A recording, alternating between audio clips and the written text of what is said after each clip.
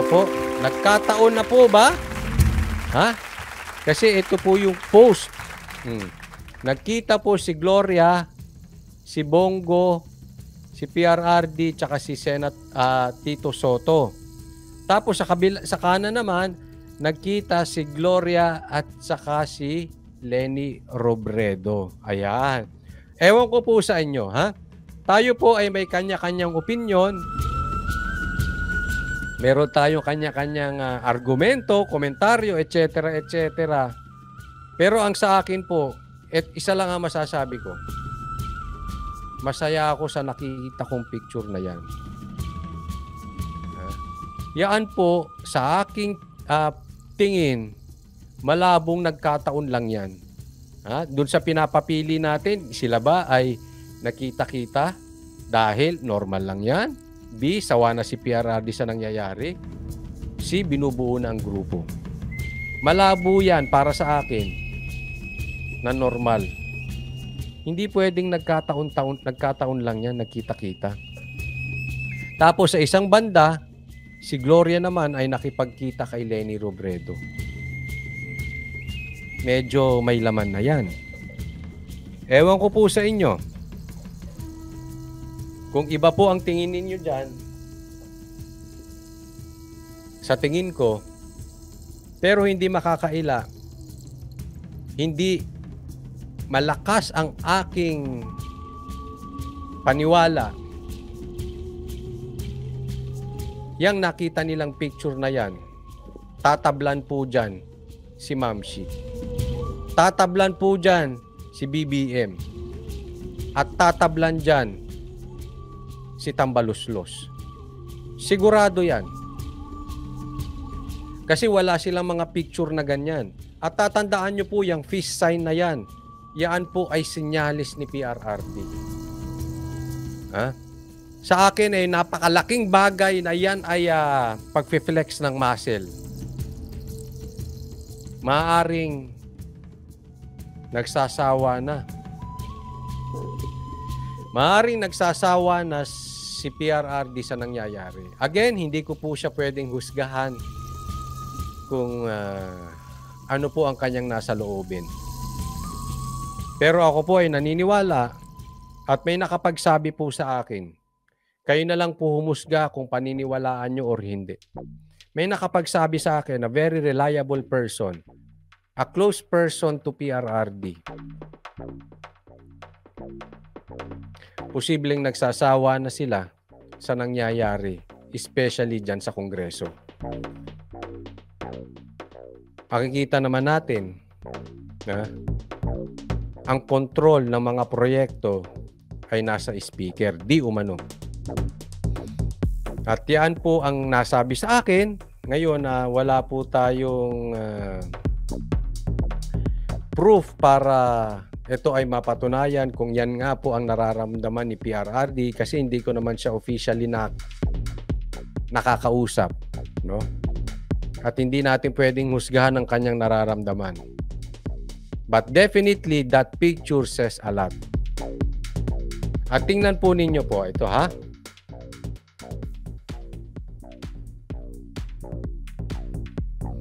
Yan po ay pinost ni Senator Bongo sa kanyang Facebook.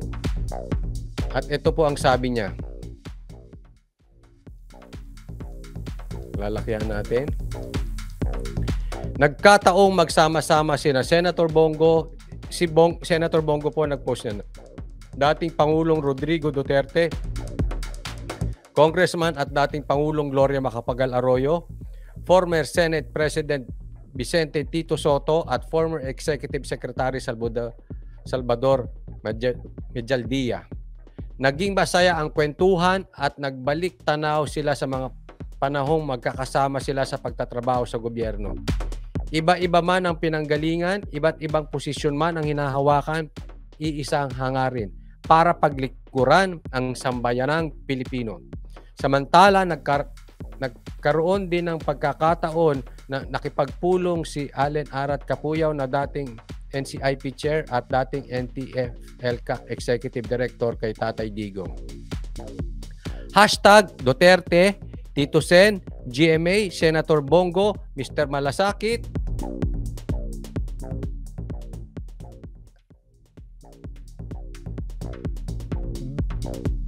Hashtag bisyo ang magserbisyo at hashtag abangan. Yun po ang pinakamalupit doon. Yung hashtag abangan. Aba, malalim po yan. Hindi biro yan. Senator Bongo, ano po ang aabangan namin? Sa katunayan, natutuwa ang mga Pilipino ngayon dahil talagang sila'y hirap na sa nangyayari sa bansa natin ngayon. Hirap na sila sa bigas, hirap na sila sa mga pagtaas ng kuryente, gulay, gasolina, sawang-sawa na po sila. Kitang-kita nila ang pangbubudol. Iba ang sinabi sa kampanya, iba ang ginagawa. Puro pa pogi sa media, puro pa presscom. Tingnan nyo po, ito ha, this is very obvious. Ang kampon nila, hindi ko na iisa-isahin, alam nyo kung sino-sino itong mga ito. Ang kampon nila, iisa ang style, pa-presscon, papogi sa media. Kaya tuloy, ang taong bayan sawang-sawa na. Kaya tuloy, ang taong bayan parang naiinsulto. Ano bang tingin nyo sa kanila? Bobo. Parang ganun po ang ginagawa sa taong bayan. Bobo. Hindi po bobo ang taong bayan. Nabudol nyo lang. Pero naiinsulto na po ang taong bayan. Kaya,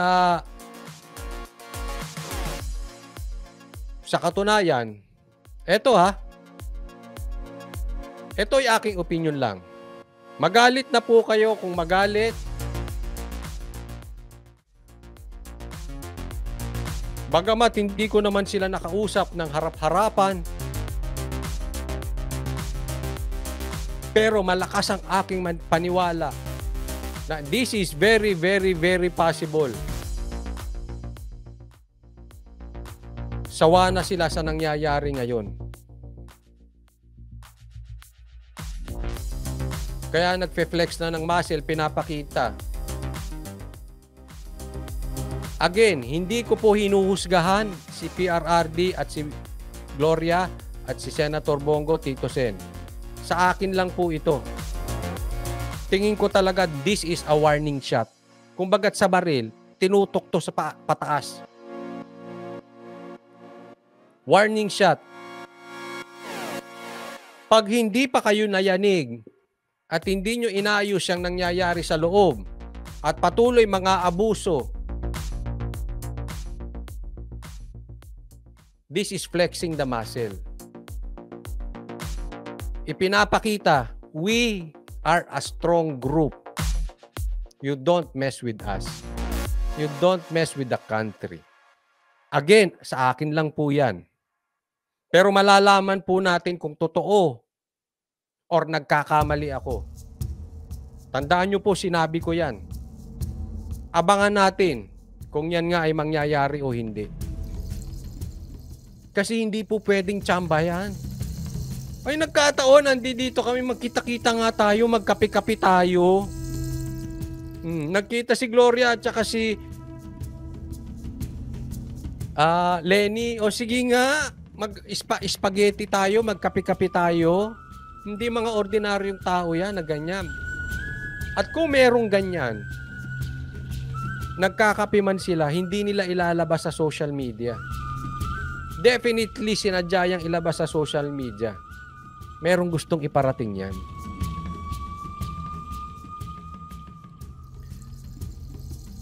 Ako po, malaki ang tiwala ko kay PRRD na hindi niya hahayaan ng Pilipino malubog ng todo without a fight. Nandyan lang yan sa Gedli, Tagmamasid. Pag tama ang timing, pag sobra na, garapalan na, hindi na talaga matiis, that picture is powerful. Tatandaan nyo po, iba si Gloria, ha? At tatandaan din po natin, mas lalong iba si PRRD. That picture alone is very powerful. I mean, wag tayo maglokohan. Let's be honest. Ano kaya ang nasasabi ni Ma'am Shi sa picture na yan? Maaring mali ako, pero don't tell me. Okay lang yan sa kanya? Don't tell me. Hindi nayanig dyan sila tambaluslos sa picture na yan. Opinion ko lang. Opinion ko lang yon. Correct me if I'm wrong.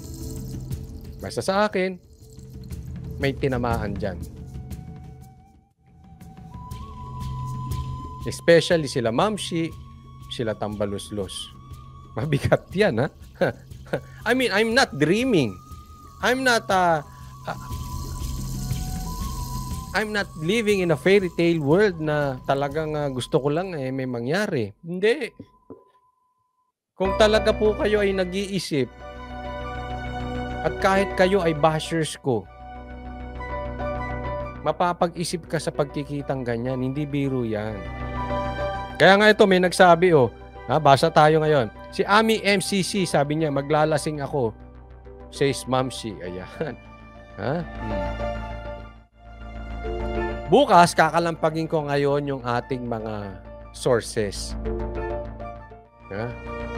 Ano ang pulso diyan sa loob ng palasyo? May nayanig ba? Abangan natin. May mga tatawagan lang tayong mga sources natin. Maria Luz, nanginginig na sila. Ayan. Nangangarap kayo, Coach Oli. Titingnan natin, Makikita natin sa reaction niyan. Kung nangangarap lang ako, totoo yung sinasabi ko, may punto to sinasabi ni Maria Luzon na nanginginig na sila. Again, as for me, maniwala kayo or hindi, ang opinion ko patungkol dyan sa picture na yan, warning shot. That is a warning shot. The next bullet will be in between your eyes. Parang ganon, Parang ganon. Ayusin nyo na yan.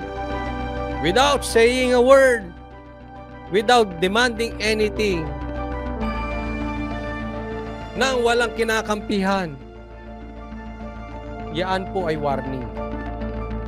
Nasa sa inyo kung sumunod kayo o hindi. Parang ganun. Pero mabigat yan. Haligi na po natin. Yung picture na yan, yan na po yan. Haligi na po natin. Sabi ko na sa inyo, kahit before pa, kahit pa nga kapapanalo pa lang ni Marcos, iba to si Gloria. Small but terrible yan. You don't mess with Gloria.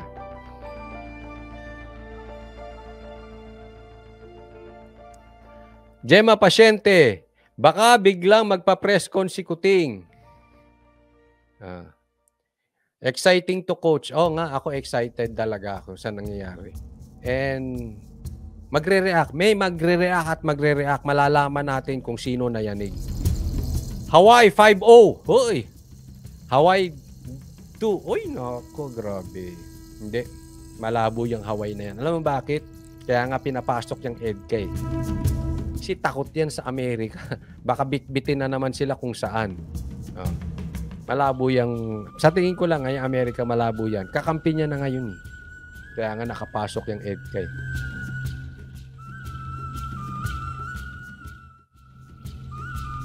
Sigurado ako maraming Pilipino na nagsusumbong kay tatay. Ay, oo, marami na. At alam ko, again, kung tama yung source natin, may marami nang nagsusumbong from the Congress, sa Kongreso mismo, kay PRRD. Yan po ang sinasabi. Grabe na po. I mean, hindi po simpleng kalapastanganan na nangyayari. Grabe po daw. Yan po ang sabi sa atin. Well, hindi ko masabi kung totoo o hindi. But then again, ayan yung picture.